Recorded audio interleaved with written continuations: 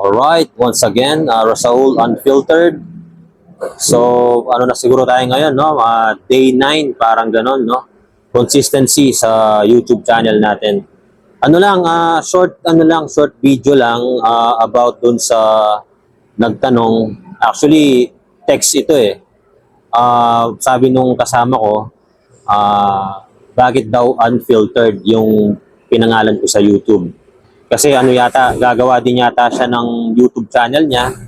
Eh syempre, gusto siguro niyang magtanong ng, kumbaga, at least kahit paano, ma-share natin yung mga knowledge natin sa paggawa ng YouTube at saka sa SOCMED.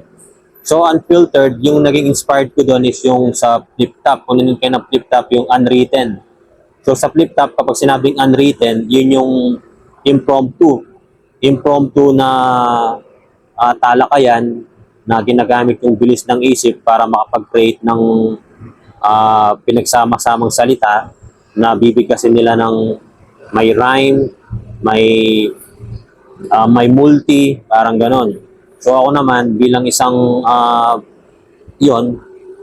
content creator sa YouTube, ang pinili ko is unfiltered. So technically, hindi tayo nagra-rap dito, pero yung mga binabanggit natin na salita, yung mga kusang lumalabas sa isip natin at saka sa puso natin na pinagsama-sama natin, hindi siya bilang isang kanta, kung hindi bilang isang kwento na kahit papano kapupulutan ng mga magagandang aral. Hindi ko sinasabi na nagmamarunong tayo or nagdudulong-dulungan sa lahat ng konsepto ng buhay, pero ano naman, may mga pinaghuhugutan naman tayo doon. Karamihan doon galing sa sariling karanasan natin. So, yun, ganon, kaya unfiltered, hindi siya talagang pinag-isipan, hindi siya yung sinulat ng buong magdamag, tapos bibigkasin mo kinabukasan, hindi siya ganon.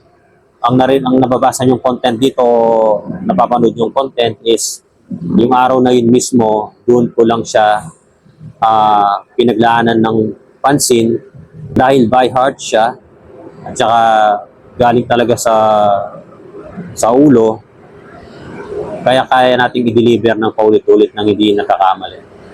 Yun, so unfiltered. So ano pa ba? Rasaul Unfiltered, yeah!